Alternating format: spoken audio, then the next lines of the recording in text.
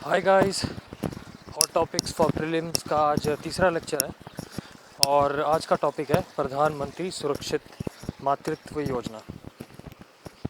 ठीक है, तो ये एक नेशनल लेवल स्कीम चलाई गई है जो इंडिया की डिस्मॉल परफॉर्मेंस रही है मैटरनल मोर्टेलिटी रेट से रिलेटेड। तो ये स्कीम किसने शुरू किया है? भारत सरकार इन कोलैबोरेशन विद यूनिसेफ, और वो भी मिनिस्ट्री ऑफ हेल्थ भारत सरकार में। और एम है to create a nationwide campaign for antenatal care of pregnant women. इस स्कीम के अंडर 3 करोड़ प्रेग्नेंट वुमेन को पूरे इंडिया भर में सपोर्ट किया जाएगा थ्रू इंस्टीट्यूशनल डिलीवरी फैसिलिटीज़।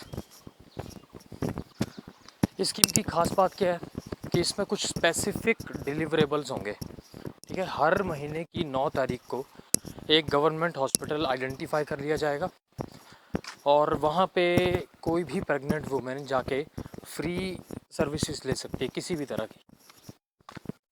ठीक है, तो ये जो हॉस्पिटल्स आइडेंटिफाई किए जाएंगे ये हर स्टेट के हर डिस्ट्रिक्ट में 9 तारीख को हर महीने। ठीक है, ये याद रख लेना।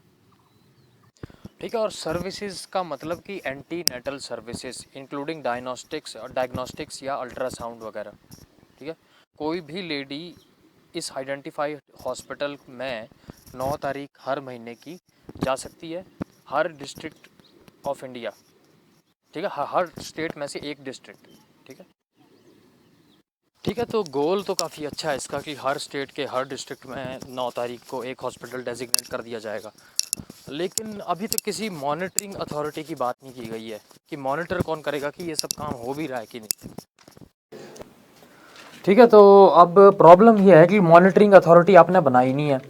आपने बड़े बड़े सपने लोगों को तो दिखा दिए हैं, लेकिन क्या ये सपने हकीकत में कन्वर्ट होंगे, इसके लिए एक मैकेनिज़्म होना ज़रूरी है। तो अगर सरकार ने वो प्रोवाइड नहीं किया है तो अब ये सिविल सोसाइटी की जिम्मेवारी बनती है। एनजीओ हो गए या ग्राम सभा हो गई, ठीक है, उसको इंश्योर करना पड़ेगा कि अगर हॉस्पिटल डेजिग्नेट हो गया 9 तारीख को, लेकिन अगर आपके वहाँ पे रोड ही नहीं है कि लोग जा सकें हॉस्पिटल, या पहुँचने का कोई साधन ही नहीं है, ट्रांसपोर्ट नहीं है, तो आपको ये सब अरेंज कराना पड़ेगा, तब फ़ायदा होगा स्कीम का। ठीक है, फिर प्राइमरी हेल्थ सेंटर होने चाहिए नज़दीक। प्राइमरी हेल्थ सेंटर हों तो खुले होने चाहिए, खुले हों तो उसमें स्टाफ पूरा होना चाहिए, तब फ़ायदा होगा इन सब चीज़ों का।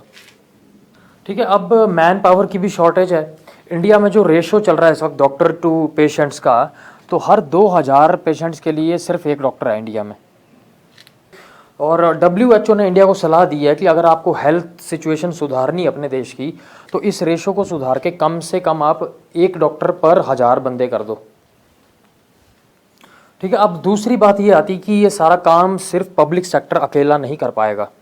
पब्लिक सेक्टर को सपोर्ट चाहिए होगा, एनजीओज वगैरह का, सिविल सोसाइटी का, लेकिन साथ में इन्वेस्टमेंट करनी होगी प्राइवेट सेक्टर को भी, तब जाके ये जो वेंचर है सक्सेसफुल हो पाएगा। अब प्राइवेट सेक्टर देखो, इसमें प्रॉफिट वाले अगर माइंडसेट से चलोगे तो बहुत मुश्किल हो जाएगा।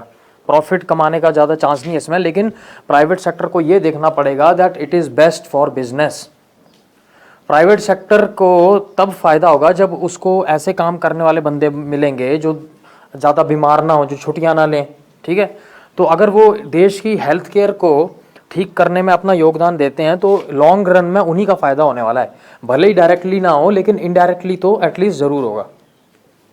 ठीक है, तो ये एक ह्यूमन कैपिटल में इन्वेस्टमेंट होती है। अगर आप किसी जैसे मदर और उसके बच्चे के ऊपर इन्वेस्ट कर रहे हो, तो वही बच्चा आगे चल के आपकी वर्कफोर्स बनने वाला है।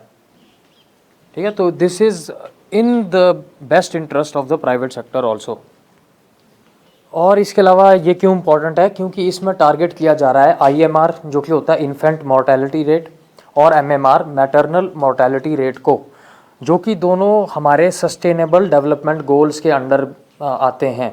ठीक है, इससे पहले मिलेनियम डेवलपमेंट गोल्स में भी आते थे और इंडिया इनको अचीव नहीं कर पाया था। इसलिए अब इंडिया के पास मौका है कि सस्टेनेबल डेवलपमेंट गोल्स में एटलीस्ट हम इन्हें अचीव कर पाएँ। और सस्टेनेबल डेवलपमेंट गोल में ये मैटरनल मोर्टेलिटी रेट का टारगेट रखा गया है 109। अब देखो, सबसे ज़्यादा खर्चा जो लेडीज़ का आता है प्रेगनेंसी के दौरान, वो होता है अल्ट्रासाउंड पे।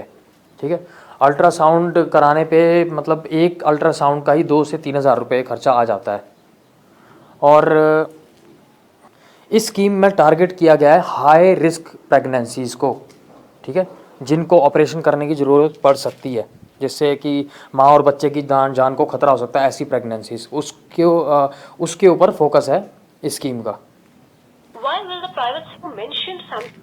तो जो हाई रिस्क प्रेगनेंसी होती है उसमें अल्ट्रासाउंड के जो रेडियोलॉजिस्ट वगैरह तो उनको भी ज़्यादा काम करना पड़ता है और उसमें ज़्यादा खर्चा आता है, ठीक है। और एक बड़ी जो इसमें थोड़ी सी प्रॉब्लम है वो ये है कि इसमें फोकस किया गया है सेमी अर्बन और रूरल एरियाज़ के ऊपर। अब इसमें से कुछ लोग जो हैं वो छूट गए हैं, जो रूरल लेबरर्स अर्बन एरियाज़ में जाते हैं, स्लम्स वगैरह में रहते हैं जाके, ठीक है, जो काम करने के लिए माइग्रेशन करते हैं, उनका क्या होगा, उसके बारे में इस स्कीम में कोई ख़ास बात नहीं की गई है। इसके अलावा एक और चैलेंज है बिजली का। आप यहीं देख लो, हिमाचल इतनी ज़्यादा हाइड्रो इलेक्ट्रिसिटी प्रोड्यूस करता है, फिर भी यहाँ पे इलेक्ट्रिसिटी कट्स लगते रहते हैं। तो रूरल एरियाज़ में बाकी जगह जहाँ पे बिजली की किल्लत होती है वहाँ तो और भी ज़्यादा प्रॉब्लम होगी। तो इस स्कीम को अगर जैसे आपने 9 तारीख को हॉस्पिटल डेजिग्नेट कर दिया और वहाँ पे इलेक्ट्रिसिटी नहीं है तो क्या फ़ायदा होगा फिर। तो ये भी चैलेंज है जिसको एड्रेस करने की ज़रूरत है, ठीक है। और इंडियन सोसाइटी का एक जो लेटेस्ट ट्रेंड देखने को मिल रहा है वो ये कि आजकल जो लेडीज़ हैं वो चाइल्ड बेयरिंग बहुत लेट कर रही हैं लाइफ में, ठीक है। जैसे आजकल पीएचडी वगैरह करते करते ही लेडीज़ को 35 साल तो ऐसे ही हो जाते हैं, ठीक है। तो उसके बाद फर्स्ट प्रेगनेंसी उनकी काफ़ी लेट हो रही है, जिसमें कि फीटस एबनॉर्मेलिटीज़ या यूट्रस प्रॉब्लम्स होने का बहुत ज़्यादा चांस होता है। इसलिए भी ये स्कीम जो है ये काफ़ी इंपॉर्टेंट हो जाती है, ठीक है। लेकिन इस स्कीम के ऊपर बहुत ज़्यादा कंट्रीब्यूशन नहीं कर पाएगी ये, क्योंकि जो लेट प्रेगनेंसीज होती हैं ये ज़्यादातर होती हैं वर्किंग वुमेन में, और वर्किंग वुमेन रहती हैं ज़्यादातर अर्बन एरियाज़ में, कॉरपोरेट सेक्टर में। और ये स्कीम जो है ये फोकस कर रही है सेमी अर्बन और रूरल के ऊपर, तो मतलब काफ़ी मिनिमल सा इम्पैक्ट होगा इसका, ठीक है। तो स्कीमें बहुत सी हैं इंडिया में लेडीज़ के लिए, जो प्रेग्नेंट वुमेन है उनके लिए, ठीक है। इम्प्लीमेंटेशन में काफ़ी चैलेंजेस हैं। जैसे अभी 2 महीने पहले 2 महीने तो नहीं, काफ़ी कुछ महीने पहले, शायद पिछले साल के सितंबर में एक और स्कीम लॉन्च हुई थी माँ नाम से, मदर्स एब्सोल्यूट अफेक्शन। अब ये जो माँ स्कीम है ये रिलेटेड है to encourage women for exclusive breastfeeding, ठीक है। जो इन्फेंट होता है उसको जितना ज़्यादा माँ का दूध पिलाया जाए उसमें उतनी ही एंटीबॉडीज़ आती हैं और उतनी ही ज़्यादा इम्यूनिटी बिल्डअप होती है उसकी। तो माँ स्कीम उससे रिलेटेड है। इसके अलावा एक और स्कीम थी मिशन इंद्रधनुष, जिसमें इन्फेंट और लेडीज़ का ध्यान रखा गया है, ठीक है। तो अब मैन पावर के लिए आपको जो ये आशा वर्कर्स होती हैं, ठीक है, इनके ऊपर दारोमदार होता है ऐसी पूरी स्कीम्स का। तो इनको आपको अच्छी सैलरी देनी पड़ेगी ताकि ज़्यादा से ज़्यादा लोग इस काम में आने के लिए प्रेरित हों। और जो बहुत बड़ा चैलेंज है कि 83% स्पेशलिस्ट की कमी है रूरल एरियाज़ में इंडिया के हेल्थ केयर सेक्टर में, ठीक है। तो ये था आज का टॉपिक। अब आपका होमवर्क क्या है इसमें कि आपको जाके देखना है मिलेनियम डेवलपमेंट गोल्स क्या हैं और सस्टेनेबल डेवलपमेंट गोल्स क्या हैं, और मिलेनियम डेवलपमेंट गोल्स में से इंडिया ने कितने अचीव किए थे और कितने बाकी हैं, और सस्टेनेबल डेवलपमेंट ग्रोथ में इंडिया के लिए क्या क्या चैलेंजेस हैं। ये आपने चाहे वेबसाइट खोल के देखो MDG की, SDG की, ठीक है, कहीं से भी पढ़ो लेकिन ज़रूर पढ़ो इसको, ये आपका होमवर्क है। और बाकी जैसे मैंने आपको पहले भी रिक्वेस्ट की थी कि आप प्लीज़ प्लीज़ प्लीज़ जो मेरा फेसबुक ग्रुप है उस पर ज़्यादा से ज़्यादा मेंबर्स को ऐड कीजिए। और इसके अलावा अगर आपको अपने एरिया में, हिमाचल में कहीं भी या बाहर भी कोई अच्छा पढ़ाने वाला टीचर मालूम है जो कि ऐसे ऑनलाइन प्लेटफॉर्म पे फिलैंथ्रोपिक काम करना चाहता है, जो पढ़ाना चाहता है, जो इच्छुक है पढ़ाने का, ठीक है, तो उसको मेरा कॉन्टैक्ट नंबर ज़रूर दो, उसको फेसबुक ग्रुप में ऐड करो, ठीक है, मेरी बात कराओ उनसे, ताकि हमारा ये जो इनिशिएटिव है ये और ज़्यादा सक्सेसफुल हो। क्योंकि अकेले बंदे के करने से कुछ नहीं होगा यार, मैं अकेला कितना की कर लूँगा, ठीक है। तो मुझे कोऑपरेशन चाहिए आप सब लोगों की, और कुछ और जो ब्रिलियंट लोग हैं वो पढ़ाने के लिए आगे आएँ, ठीक है, क्योंकि पढ़ाने से अच्छा काम तो कुछ हो नहीं सकता सोसाइटी के लिए, ठीक है।